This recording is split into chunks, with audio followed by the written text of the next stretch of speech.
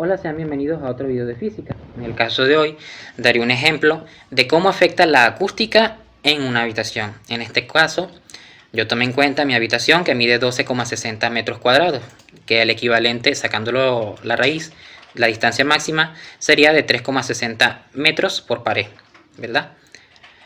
Entonces, ¿qué pasaría si en esta habitación, estando vacía, hay dos personas que están hablando? En este caso sería el emisor y el receptor. Pues resulta que el emisor está hablando a una intensidad de 40 decibelios. ¿Qué pasa? En este caso, el receptor, teniendo en cuenta que está la distancia máxima permitida, que permite la habitación, que serían 3 metros con 60, escucha a la misma intensidad, que sería 40 decibelios, ¿verdad? Teniendo en cuenta que la velocidad del sonido es de 343 metros sobre segundo, y que esto para el oído humano es a una distancia tan corta es prácticamente imperceptible, ¿verdad?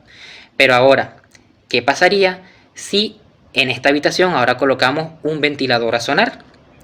El ventilador resulta que supera la intensidad de decibelios de la persona hablante, que en este caso sería el emisor, siendo de 50 decibelios, mientras que la intensidad de habla del emisor sería de 40.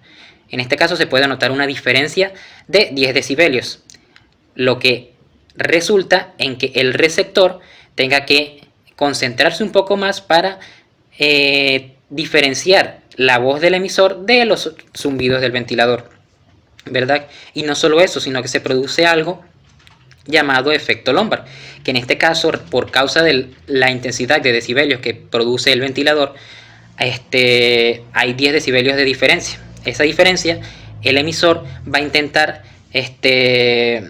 suplirla o intensificar su voz para así hacer más notable su voz sobre la del ventilador. Pero ¿y ahora? ¿Qué pasará si hacemos que el emisor se acerque o se aleje del receptor?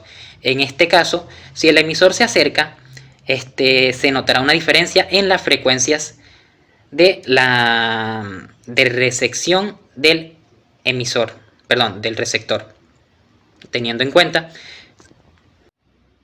que el emisor se acerca al receptor, resulta que la frecuencia en hercios se intensificará y así el emisor puede bajar su intensidad en decibelios para que el receptor pueda entender más su voz sin necesidad de esforzarse tanto por diferenciarla del ventilador. Pero y ahora, ¿qué pasa si el emisor se aleja del receptor? Ejemplo, sale del cuarto y no hay alguna pared que permita que se disminuya el sonido o que se pierda esta brecha.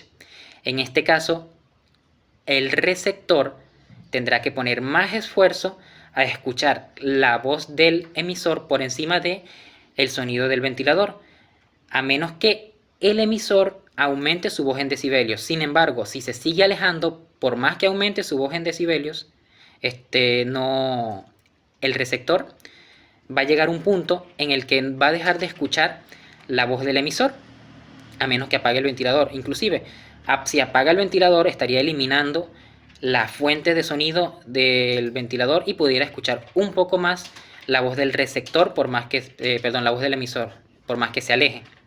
Sin embargo, si se sigue alejando más y más y más, va a llegar el punto en el que la distancia va a ser mucha y la intensidad en decibelios de la otra persona no va a suplir la distancia y el emisor va a dejar de escucharlo. Ahora, en este caso, las sugerencias que se pueden tomar para en una habitación tener una fuente de sonido, por lo menos si suponemos que en la habitación hay un orador que va a dar una charla a varias personas, hay que tener en cuenta que no debería haber otras cosas produciendo ruido, como en este caso lo puede ser un ventilador, un aire acondicionado, un televisor, un reproductor de audio o cualquier otra cosa que genere que la voz del emisor o su intensidad en decibelios se vea opacada, ya que se produciría el efecto Lombard.